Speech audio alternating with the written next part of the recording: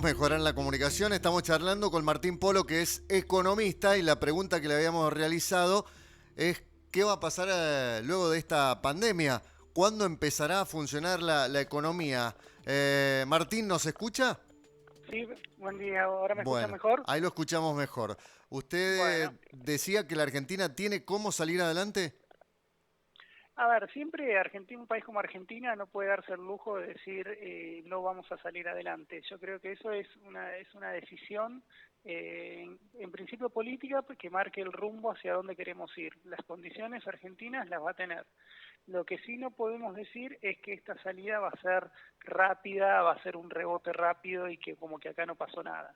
Digamos, estos 4 o 5 meses que llevamos de esta agonía que tuvimos al principio, en el cual una renegociación de la deuda que fue tambaleante, un default en el medio, y a esto le sumamos una pandemia con caídas del nivel de actividad como la que estamos viendo, obviamente que para el futuro esto es decir, bueno, si despejamos esos factores, vamos a empezar a crecer. Lo que no está claro, o por lo menos no es lo que esperamos, es que esa recuperación sea muy rápida, es decir, es imposible que todo lo que se perdió en abril, mayo, y ojalá que sea poco lo de junio o incluso marzo, lo recuperemos rápidamente, va a ser un proceso gradual. Entonces, Argentina creo que va a tener la oportunidad de diagramar un plan de salida que no sea solamente un plan de salida para recuperarse de la pandemia, sino que tiene la oportunidad de tener un plan ya pensando en el mediano y largo plazo. En un contexto, si la renegociación de la deuda termina bien, que es algo que en el cual soy optimista, y de a ¿Qué poco sería Argentina terminar puede bien? ¿Cómo? Cuando dice que es optimista que la renegociación de la deuda va a terminar bien. ¿Terminar bien qué sería hoy para la Argentina con los Ter- acreedores? Terminar bien en principio es lograr un acuerdo, es decir, salir que tener esa mancha de que Argentina esté en default, porque eso básicamente te saca de la cancha en un montón de cuestiones financieras, y a las más perjudicadas son no solamente las provincias, sino también el sector privado. Entonces, sacar esa mancha es como tener un insuficiente en el boletín, eso sería algo bueno de sacarlo. ¿Por qué va a ser buena? Porque más allá de los números que está hablando entre el gobierno y acreedores, creo que aún tomando la propuesta más agresiva de los acreedores, por así decirlo, Argentina se ahorra un montón de intereses. Es decir, quizás ahí el escenario que planteó el gobierno fue tirarle a la rodilla, ¿no? Digamos, no pagar absolutamente nada, fue un escenario una oferta muy agresiva, pero a medida que se vayan acercando las puntas, si bien el resultado final va a estar más cerca de lo que pedían los acreedores, de lo que pedía el gobierno, para Argentina pues, va a ser un alivio. Ojalá que lo podamos aprovechar, eso también es impredecible, ¿no? Argentina, si logra este acuerdo con los acreedores y a partir de entonces presenta un plan que todavía estuvo ausente porque la estrategia del gobierno fue no presentar el plan hasta que no sepamos cuánto debemos, bueno, teniendo eso ya despejado, Argentina, como te dije antes, tiene la posibilidad de hacerlo. Que lo vaya a hacer, no lo sé.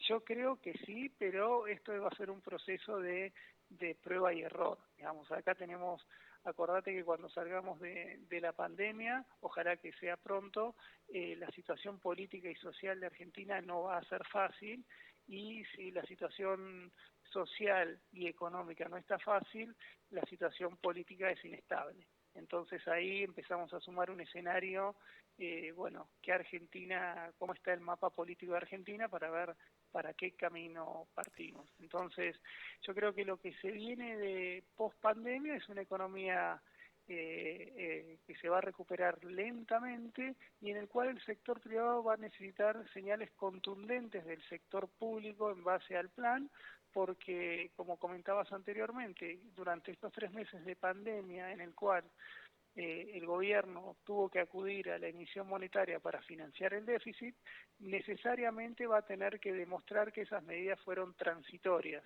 porque si estamos en un escenario en el que el gobierno va a abusar de ese instrumento, obviamente las expectativas de inflación van a ser mucho más altas. y ahí se nos complica todo otra vez. Martín, ¿el responsable de lo que hoy vive el país es el gobierno de Macri?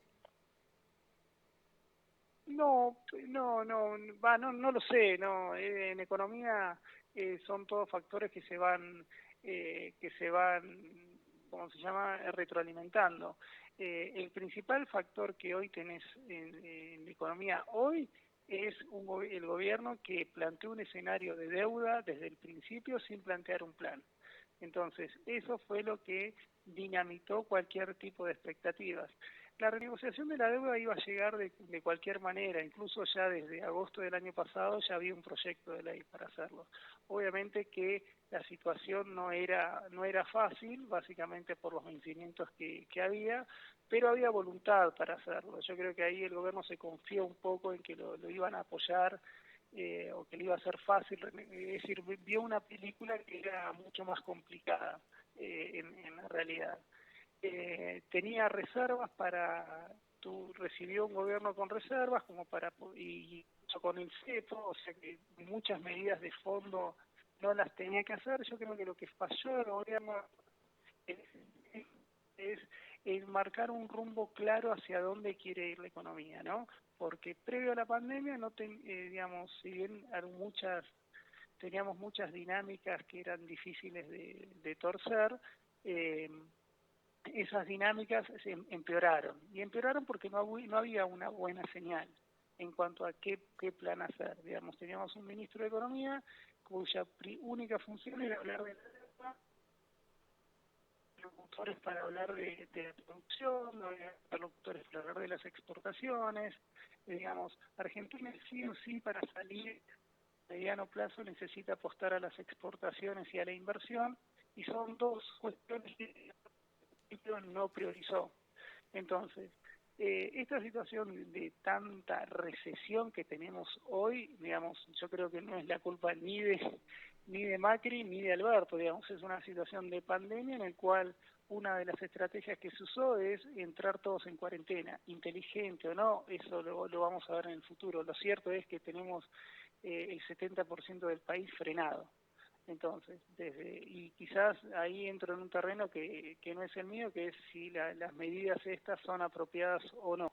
Yo creo que ahí, si me permitís, creo que hay un faltante de medidas intermedios que se podría hacer, pero eso es otra cuestión. En cuanto al default que estamos hoy, yo creo que es una situación, ellos heredaron un perfil de vencimientos muy acotado, pero creo que hicieron poco para evitarlo. Pero desde el principio había voluntad de parte de los acreedores de lograr una renegociación y el gobierno fue más a patear el tablero. Veremos cómo sale. Martín, siempre los argentinos estamos mirando el dólar y hoy la brecha en el mercado cambiario de oficial, bueno, siempre se lo pregunto a los economistas, ¿cuántos tipos de cambios hoy hay en la Argentina? Bueno, a ver, tipo de cambio hay uno solo, lo que después hay son limitantes a acceder a ese tipo de cambio. Es decir, hay un tipo que siempre, digamos, para el exportador siempre hubo diferentes tipos de cambio. No es lo mismo el tipo de cambio que recibe un productor allá en Cuyo que lo que tiene un productor acá en la Pampa Húmeda, digamos. Siempre el esquema de retenciones, digamos, lo que cambian son los impuestos, no el tipo de cambio.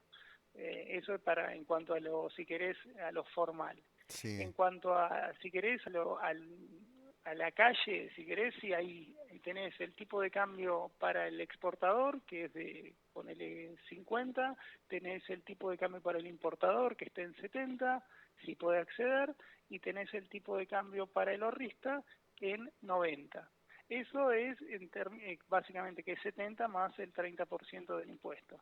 Eso es lo que es lo formal. Oficial. Y después tenés los mercados más el dólar, lo que llamamos el dólar bolsa o el dólar MEP, que es el tipo de cambio que a vos te da comprando y vendiendo bonos entre pesos y dólares, que es una operación más, si querés, de bolsa, que ahí ya tenés un dólar más a 110.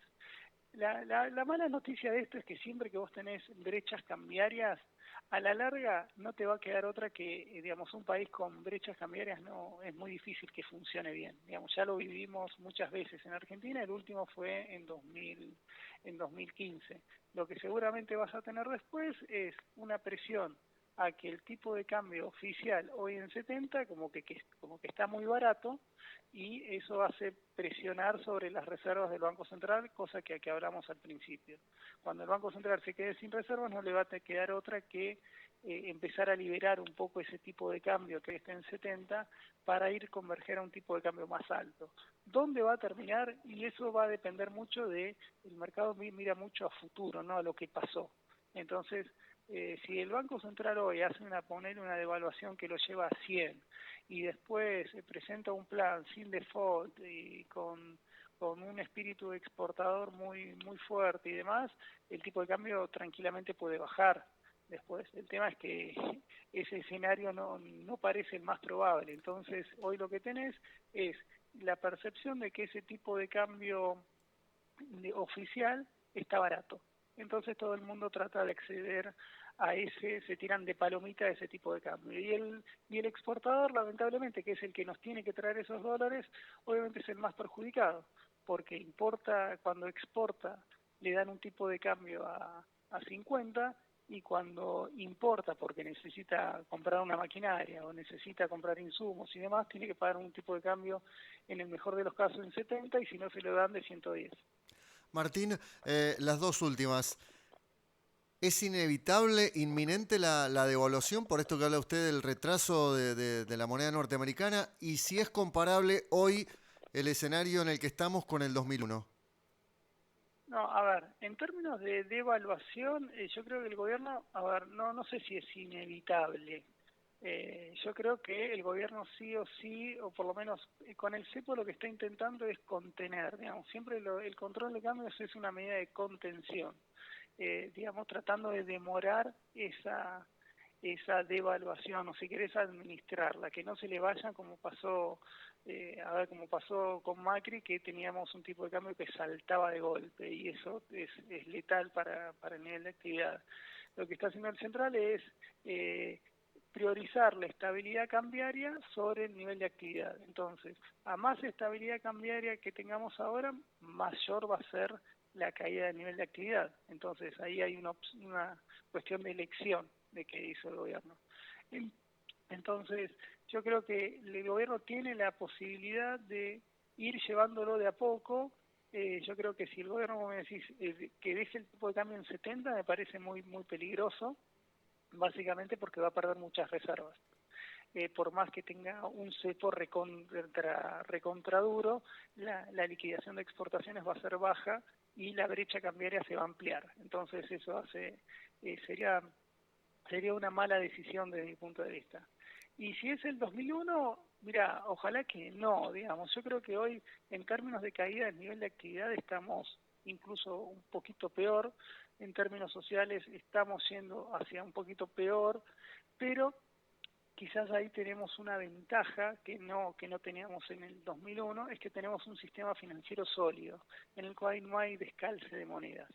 Entonces, mientras el sistema financiero, es decir, los bancos, están bien, están sólidos, no hay descalce de monedas, es decir, si una persona quiere dólares, va al banco, los puede retirar, más allá de las complicaciones que pueda tener hoy por la cuarentena. Eso hace que la situación no sea tan explosiva, porque básicamente cuando se toca a los bancos, ahí sí la crisis ya pasás a una crisis sistémica. Hoy estás en una recesión muy profunda, con sus propios determinantes, pero no tenés, por el principio, por ahora, un riesgo de crisis sistémica, por lo menos desde mi punto de vista. Bueno, yo de todo lo que escuché me quedo con esto, Martín, a ver si coincidimos. Este gobierno llegó y no tenía un plan. Es lo que sintetizo de lo que hemos escuchado. ¿Puede ser? Eh, a ver, no sé si quizás lo tenía, pero no creo que haya sido lo suficientemente claro para mostrárselo al mercado y que le haya creído. Esa es la definición para lo que hoy estamos viviendo. Uno que se pregunta también, ya para cerrar, Si no estaba este tema de la pandemia, ¿con qué nos encontrábamos? ¿Lo mismo o algo cambiaba? A ver, si no se encontraba la pandemia, bueno, ojalá que no se hubiese encontrado la pandemia, porque, mirá, yo te digo cómo veníamos hasta previo a la pandemia. Nuestros escenarios, mi escenario particular era, ibas a seguir en recesión, pero iba a ser una recesión quizás baja, básicamente estaba esperando una caída a nivel de actividad en torno al 1 o 1,5%, creo que ese era el consenso, básicamente porque tampoco veía una, previo a la pandemia, que Argentina resuelva el problema de la deuda rápido. Digamos, renegociar una deuda es algo bastante complejo, necesitas mucha experiencia y demás, y también creo que en un contexto de sin pandemia, las negociaciones con los acreedores hubiesen sido mucho más duros, porque la oferta de los acreedores no iban a ser así tan, si querés, permitirme el término, laxas, en el Sí. sentido de que te iban a perdonar mucho. Iba a ser más con los dientes apretados de lo que es ahora. Entonces íbamos a estar en una situación de Banco Central con cepo seguramente, quizás un poquito menos, pero con cepo al fin, básicamente porque el gobierno siempre tiene esa necesidad de administrar el tipo de cambio y la cantidad de dólares. Como ibas a estar en default, tampoco iban a entrar muchos dólares, entonces la brecha la ibas a tener, pero digamos, obviamente ibas, si querés, ibas en una dirección similar en cuanto a las variables, pero con unas magnitudes totalmente distintas, ¿no? ¿Qué quiero decir? Que esto era inevitable. Esto sí era evitable, desde el punto de vista siempre estaba la expectativa de que en marzo o abril, cuando el gobierno plantee la renegociación de la deuda, empiece a presentar el plan y que las expectativas mejoren. Eso hasta el momento de la pandemia no parecía parecer, pero bueno, iban 2 meses, tampoco íbamos, no voy a ser así contundente que esto de la historia ya estaba escrita, ¿no?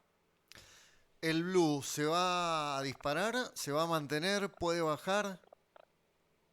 El blue, no Sí, tengo, es impredecible. Yo creo que en términos conceptuales todo implica que el dólar paralelo tenga una presión más al alza que a la suba, básicamente porque cuando vos le cerrás la puerta a la demanda por el oficial, si esa expectativa de evaluación sigue subiendo, hoy vas a tener que la gente va a acudir al blue. Pero bueno, las expectativas también vos tenés para cambiarlas. Yo creo que en el corto plazo parece difícil. Martín, ha sido un gusto. Bueno, Valió la pena volver a comunicarnos y le agradecemos mucho la atención. bueno, muchas gracias a ustedes y muchos saludos a Mendoza, por allá. Bueno, un abrazo, gracias. Un abrazo, hasta Hasta luego. luego. Martín Polo es economista y nos daba su parecer acerca de esta situación que hoy atraviesa el país en medio de la negociación de la deuda con los acreedores y de las nuevas medidas que a partir de hoy aplica el Banco Central para el control cambiario. 9 de la mañana, un minuto.